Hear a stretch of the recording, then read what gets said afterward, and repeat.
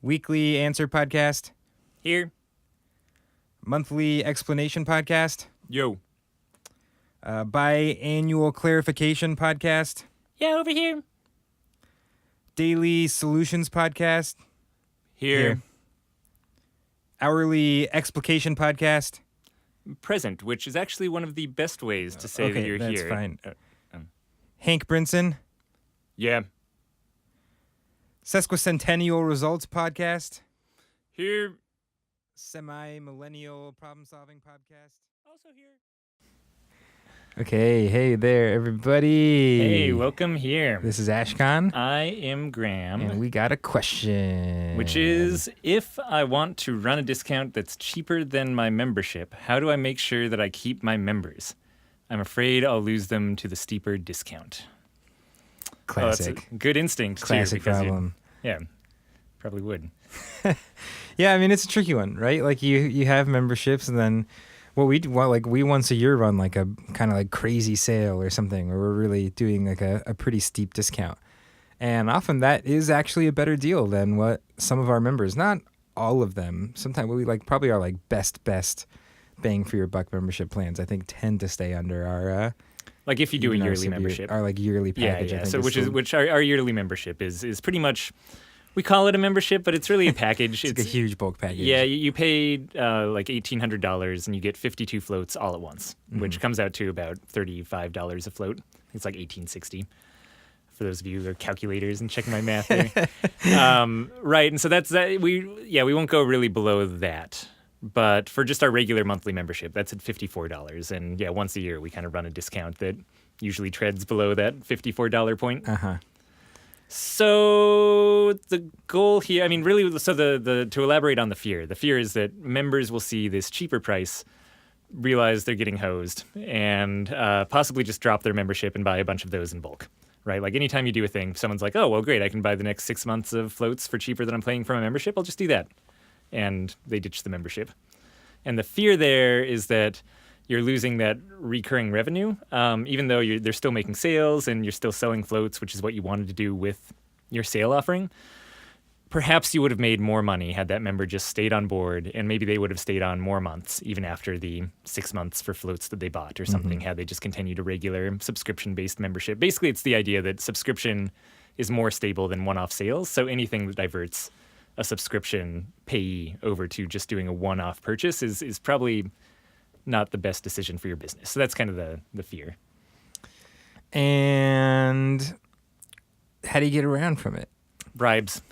Like legitimately, that's just you bribe your Pretty members. much. Yeah, we try to basically just do really like especially nice things for our members right around that time. Foot massages. Every member who comes in just gets a Breakfast foot in massage. Bed. Yeah. There's so I mean often we'll when we do a big thing like this, we'll toss members a free float. Yeah. And almost just like a single free float tends to, if you were to like recalculate how much they paid that month with that free float mixed in, it almost always like brings the number down to a place that would like get closer, like or even go lower than your deal that you're offering for that day. So if you have like a 2 float a month or a 4 float a month, like our prices would usually kind of balance out like that. Yeah, like for example, right now we have a 1 float a month package for $54. People can buy other floats for that same $54 price. So if they get a free float, it's kind of like they're getting 2 floats that month for $54, or they're paying $27 per float, which again, 27 is going to be well below where we end up doing a discount. So just that. I like mixing in some non-monetary things too. We've done different presents for members around the same time. So we've delivered free floats inside of like nice double layer water bottles, and we've given members T-shirts along with free floats. Cool T-shirts, like we like custom made a like Thanksgiving type T-shirt. That wasn't just like our logo on a T-shirt or anything like that. Yeah, maybe we'll throw up that design in the show notes so you guys can see it. It's really good. Thanksgiving T-shirt. Yeah, that's what we called it. So yeah, things like that also don't have a set monetary value, even like just a nice handwritten note from one of your managers or from a staff member who interacts with the member the most can be a really nice gesture. And we have other things like ongoing things, like members get free kombucha at our place. They give a discount on our retail. Like there's kind of other perks that come with being a member.